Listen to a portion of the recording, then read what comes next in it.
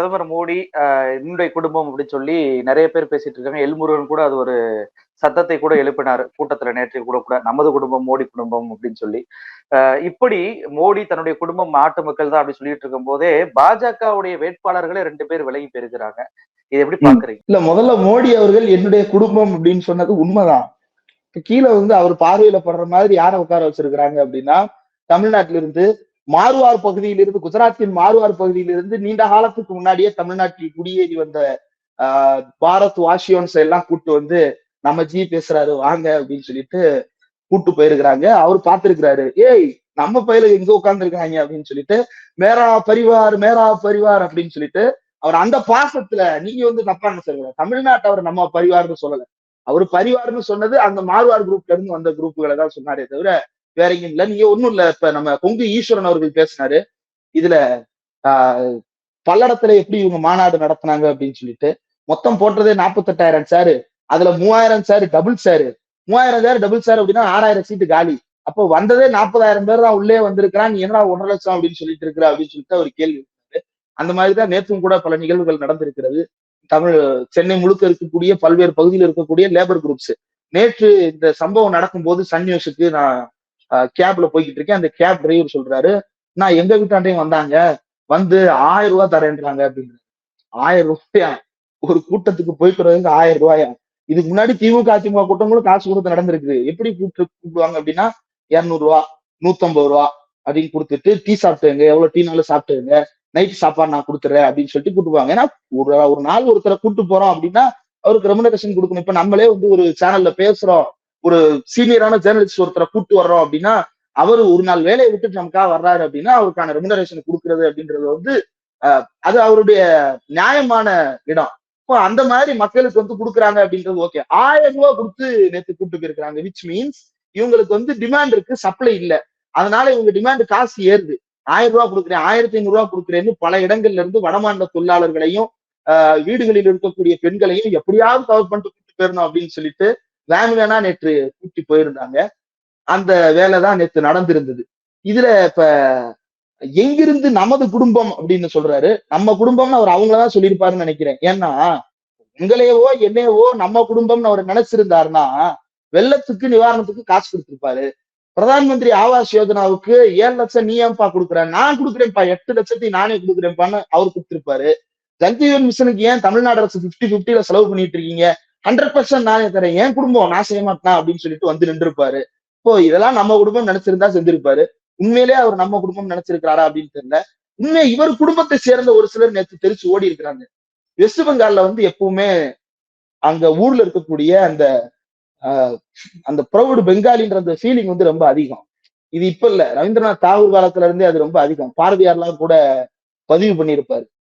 வங்காளிகளுக்கும் தமிழ்நாட்டை சேர்ந்தவர்களுக்கும் யாரு தேசப்பற்று மிக்கவர்கள் அப்படின்னு சொல்லி போட்டி நடத்தணும் அப்படின்னா வங்காளிகள் விட்டு கொடுக்காம அப்படி நிற்பாங்க. ஏன்னா அங்கிருந்துதான் இந்தியன் நேஷனலிசம் அப்படின்றது டெரிவ் ஆகி வருது. அப்போ அங்க அது ரொம்ப அதிகம். இப்ப அங்க என்ன பண்றாங்க அப்படின்னா ஒரு தொகுதியில வெளியூர் வேட்பாளர், வெளியே இருந்து ஒரு வேட்பாளர் போஜ்புரி ஆக்ட்ல கொண்டு வந்து இறக்குறாங்க. பவன் அப்படின்னு சொல்லிட்டு போஜ்புரிக்கார ஒருத்தர் இறக்குறாங்க. அவர் போட்ட உடனே ஜிம்ல இருந்திருக்காரு போல அறிவிப்பு வரும்போது. ஜிம்லயே பயங்கர செலிப்ரேஷன் பண்ணி இன்ஸ்டாகிராம்ல எல்லாம் வீடியோ போட்டு ஜாலியா இருந்திருக்காப்புல. நம்ம போஜ்புரி பாடல்கள் பார்த்திருப்போம். எல்லா மாநிலத்திலும் எப்படி பாடல்கள் அப்படின்றது பெண்களை உருவ கேலி பண்றதாவோ அல்லது பெண்களை அப்ஜெக்டிஃபை பண்ற மாதிரி இருக்கும். அந்த மாதிரி அங்கேயும் இருந்திருக்கு. இப்போ இதை வச்சு பயங்கரமான ட்ராலு, இப்படிப்பட்ட ஒரு ஆளுக்கா சீட்டு கொடுத்துட்டீங்க அப்படின்னு. சரி, இந்த ட்ராலை காங்கிரஸ் பண்ணுதா அப்படின்னு பார்த்தோம்னா இல்லையா, லோக்கல் பிஜேபிக்காரனே பண்ணிருக்கான். இவனை தூக்கிட்டு வந்தீங்க அப்படின்னு சொல்லிட்டு எல்லா பேரும் சேர்ந்து கடுமையா நடி 2வது நாள் கேண்டிடேட்ஸை வாபஸ் வாங்கிட்டு ஓடிட்டாரு. சரி, இது ஒண்ணுதான் நடந்தது அப்படின்னு. ஏன்னா இவருக்கு ஆப்போசிட்டா போட்டியிடுறவர் சத்ருகன் சின்ஹா, பழம்பெரும் நடிகர், பெரிய ஆளு, தொடர்ந்து அரசியல் ஈடுபாட்டுல இருக்கிறவர் தான். அவரை டிஎம்சி பிக்ஸ் பண்ணிருக்கு. உன்னை பாரு, நான் போஜ்புரி கேண்டிடேட்டை போட்டு தோக்கடிக்கிறேன் பார் அப்படின்னு சொல்லிட்டு பவனை இறக்குறாங்க. பவன் தெரிச்சு ஓடிடுது. சரி, பவன் மட்டும்தான் அப்படின்னா கேண்டிடேட் லிஸ்ட்ல பேர் வராத ஒரு எம்பி, அதாவது முன்னாள் ஒன்றிய சுகாதாரத்துறை அமைச்சர் ஹர்ஷ்வர்தன், கோவிட் பீரியட்ல எல்லாம் அவர் தான் மோடி அரசு வாங்க வேண்டிய மொத்த பழிச்சொல்லையும் இழிச்சொல்லையும் தான் தலையில வாங்கி எல்லா தியாகங்களையும் செய்த ஒரு கண் மருத்துவர். அவரு இஎன்டி டாக்டர். அவர் கேண்டிடேட் லிஸ்ட்ல பேர் வரலன்னு விரக்தியில நான் அரசியலை விட்டே ஒதுங்குறேன், நான் மறுபடியும் கிளி வைக்க போறேன் அப்படின்னு சொல்லிட்டு ஓடிட்டாரு. கௌதம் கம்பீர் இப்பதான் டெல்லி ஈஸ்ட்ல இருந்து செலக்ட் பண்ணி உள்ள தள்ளினாங்க. எப்படி அதாவது அதிருப்தியாளர்கள் எல்லாத்தையும் ஒருங்கிணைக்கிற மாதிரி தோனிக்கு எதிரான அதிருப்தியை ஒருங்கிணைக்கிற மாதிரி கம்பீரை கொண்டு வந்து இறக்கி டெல்லி ஈஸ்ட்ல கண்டஸ்ட் பண்ண வைக்கிறேன்னு சொல்லிட்டு கண்டஸ்ட் பண்ண வச்சாங்க. கேண்டிடேட் லிஸ்ட் வர்றதுக்கு 12 மணி நேரம் முன்னாடி நான் அரசியலை விட்டு ஒதுங்குறேன், எனக்கு கிரிக்கெட் கமிட்மெண்ட். என்ன உங்களுக்கு கிரிக்கெட் கமிட்மெண்ட் இருக்கு? எல்லா டீம்லயும் வந்து அதை குத்தகைக்கு எடுத்து உங்களை விளையாட கூப்பிட்டுக்கிட்டு இருக்காங்களா? இல்ல. KKRல உங்களை வந்து கோச்சா போட்டு வச்சிருக்கிறாங்க. அது ஒரு 6 மாசம். நீங்க தொகுதியில இருந்தா நான் 6 மாசமா உள்ள உட்கார்ந்து டிச்சில அடப்படுக்கிறதுல இருந்து எல்லா வேலையும் நீங்களா பாக்குறீங்க? எம்பின்றவரும் வந்து மேற்பார்வையிடுறது, நலத்திட்டங்கள் வழங்குறதை தாண்டி வேற ஒண்ணும் செய்ய போறது இல்லை. அப்போ ஏதோ கிரிக்கெட் வேலை இருக்கு அப்படின்னு சொல்லிட்டு அவர் ஒரு பக்கம் ஒதுங்கி இருக்கிறாரு. அப்புறம் இப்ப சமீபத்துல இன்னொரு எம்பி, அதாவது இவர்களுடைய கோட்டை, அதாவது பிஜேபியினுடைய கோட்டையாக கருதப்படும், இந்தியாவையே ஆட்சி செய்யக்கூடிய இப்ப தமிழ்நாட்டுக்கு வந்து மதுரை அரசியல் தலைநகரம்னு சொல்லுவாங்க. 10க்கு 10 மதுரையில ஒருத்தர் எடுத்துட்டாரு அப்படின்னா ரூலிங் பார்ட்டி அவங்க கண்டிப்பா வந்துருவாங்க அப்படின்ற அளவுக்கு மதுரை வந்து செல்வாக்கு மிக்க ஒரு நகரம். ஆனா உத்தரப்பிரதேசம் எப்படி செல்வாக்கு பெறுகிறது அப்படின்னா 120 சீட்டு நாங்க வச்சிருக்கிறோம், நாங்க யாரெல்லாம் உள்ள அனுப்புறோமோ அவங்கதான் இந்தியாவின் தலையெழுத்தையே தீர்மானிப்பார்கள்ன்ற மாதிரி யூபி வந்து ஒரு போலி அரசியல் தலைநகரமாக, இந்தியாவின் மோசடி அரசியல் தலைநகரமாக ஊபி இருந்து கொண்டிருக்கிறது. அந்த ஊபியில் இருக்கக்கூடிய சீட்டுகளை வச்சுதான் இன்னைக்கு இவங்க பெரும்பான்மை அடைந்து கொண்டிருக்கிறார்கள். அந்த ஊபியில ஒரு சிட்டிங் எம்பி உபேந்திர சிங் ராவத் அப்படின்னு சொல்லிட்டு sitting MP candidate list announce பண்றாங்க. அனௌன்ஸ் பண்ண உடனே அவர் வீடியோ ஒண்ணு ஏற்கனவே செம்ம வைரல். அந்த வீடியோ மறுபடியும் சுத்தல்ல வருது.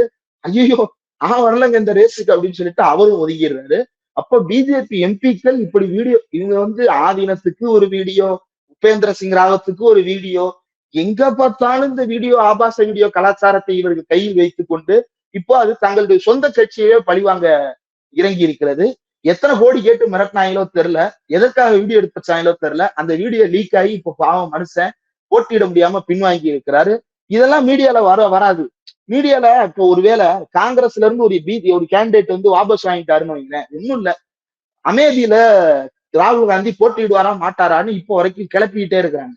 அமேதியில நீ போட்டியிட்டு பாத்துரு, வா பாத்துக்கலாம், ஸ்மிருதி இரானிட்ட மறுபடியும் தோக்குறதுக்கு தயாரா அப்படின்லாம் சவால் விடுறாங்க. பிஜேபில இருந்து ஒருத்தன் வெளியே போயிருக்கான், அவ்வளவுதான். ஆட்டம் கண்டது பிஜேபி, உத்தரப்பிரதேசத்தில் ஆட்டம் கண்டது பிஜேபி. ஏதாவது நியூஸ் வருதா? வராது. அப்போ 400 சீட்டு அப்படின்னு சொல்லிட்டு இவங்க கொடுக்கிற ப்ரொஜெக்ஷன் பொய்.